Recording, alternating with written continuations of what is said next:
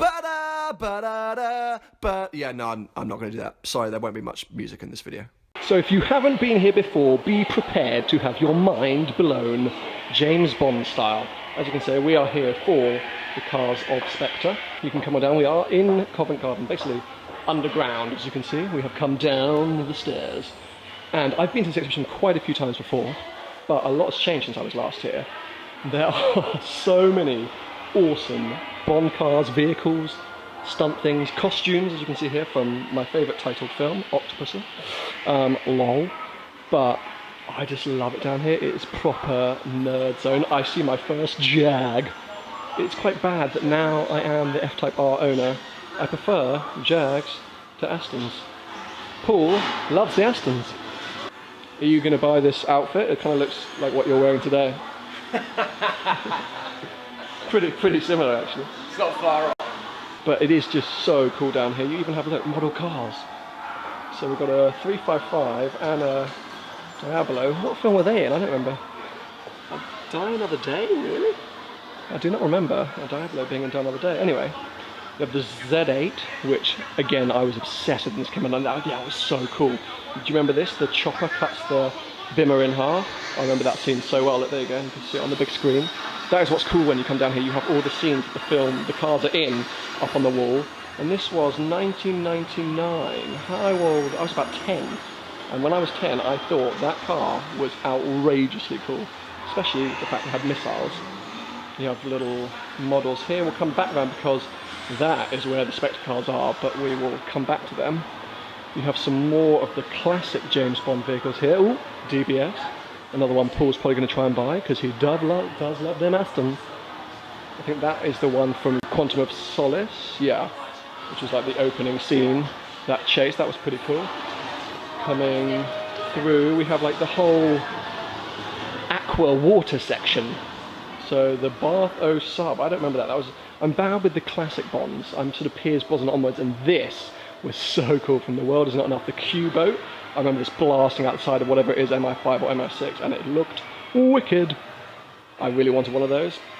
I think at the time I was like, Mom, Dad, Christmas, I want one. They didn't get me one. Cool little speedboat there from Live and Let Die. That was really rapid, if I remember rightly. And then, of course, you have to see Wet Nelly. This is still one of my favourite cars in the exhibition. It's been here since day one. And, I mean, this has got to be one of the most iconic Bond cars or vehicles of all time. Why haven't underwater vehicles caught on? That surprises me a little bit. I'd definitely get an underwater vehicle. Maybe I should look into that, some kind of thing. Oh, and the wet bike back there, it's like a cool skidoo. So if we keep coming around, classic Aston, probably the most iconic James Bond car, DB5. That is from GoldenEye, that one.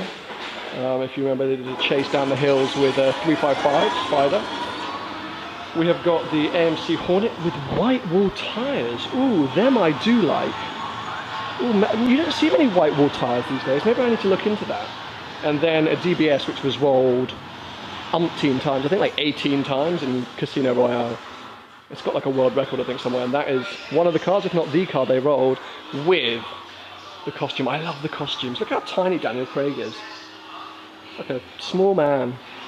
Around here, we've got the jetpack. We have the Mustang Mach 1, which was from Diamonds Are Forever. And it went up on the wall, I don't know if you remember that. It had to like go between two walls. And then this is one of my favourite things. This has been here since day one of the exhibition. The little Honda three-wheeler with like massive wheels. Did he drive something on the moon? I can't remember where he drives that, but that is so cool. But as I said at the beginning, we are here for the cars of Spectre. So let's leave all these old ones behind and go round the corner and check out the DB10, the Jag CX-75, and the badass Land Rover Defender. Isn't the one you bought? No, this one is obviously a Cat D, as you can tell by the door coming on. But isn't this the one you want to buy, the DBS? The DBS. It's an option. I thought you were looking to replace the Lambo with an Aston. So this is why we are here, if I step around everyone else filming, for the DB10, and then more importantly, the Jag. So I think, as you can imagine, this is the car that I am most excited about.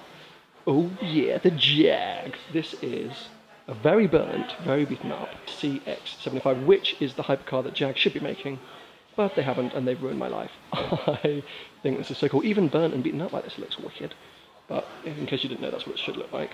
If you haven't seen the film, you need to go and watch it, because you'll fall in love with the car as well. I just think it's so cool. And the rear lights kind of remind me of the F-Type, so I'll take that. But unfortunately this car is pretty beaten up. Oh, Jag, why aren't you making this? It's just so cool. Anyway, more Spectre stuff. There you have the outfit from Big Dave Batista. Not quite sure I'd fill that out. Might need to go to the gym a few more times. This Land Rover Defender, which has wheels the size of Africa. They are huge. And this one, I think you can see here, what's it say on the side? Let's have a look. This Land Rover Defender was flipped. Oh, hence it has no doors. Still, that is mean. I love Defenders. Obsessed. Then over here we have an old school Rolls-Royce Wraith, which if you haven't seen the film I won't tell you how that features, but it does. And a nice outfit for a lady friend. Maybe Kylie could wear that. And then the DB10. Yeah, so I don't know why I keep doing that. I just really want to use the Bond music. Anyway, it's so cool being able to get so close to the DB10. It's literally just sat there. They have another one which is like a stunt car all beaten up, but yeah, I do love that little Aston. Okay, so Paul has just called me and told me that there is a driving simulator here. So I'm going to walk back through the exhibition because you know how much I love a driving sim, and any chance to beat Paul Wallace in some kind of game I want to do. So back past the Mustang, jetpack, through the cafe, and he said turn right. There he is. Oh yes, there is indeed a driving sim. Yeah. We're going to race? Yeah. You're going to lose? Yeah. Cool. So Paul is first up on the sim, and because it is Aston Martin cars only, he is teaching this as his test drive for Aston Martin, because we all know he will be replacing the Lamborghini with an Aston. And so far his best lap time is a 109.3. This is very similar to the F1 challenge videos we did. 104. 104.567. Right. Challenge accepted.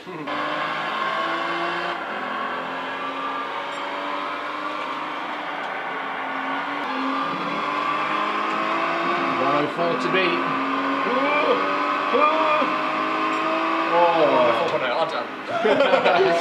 Let's go. It's too easy. So there you have it, a bit of a sort of sneak peek guided tour around the Bond in Motion exhibition. I mean, it is just one of my favourite places to head down to in London because I'm a total nerd. But if you like Bond, or even if you just like cars, you've got to head down. It is such a cool place to go check out in the centre of London. And of course, the highlight being the new cars from Spectre. That DB10 is such a cool looking thing, and I have fallen in love with the Jag CX-75.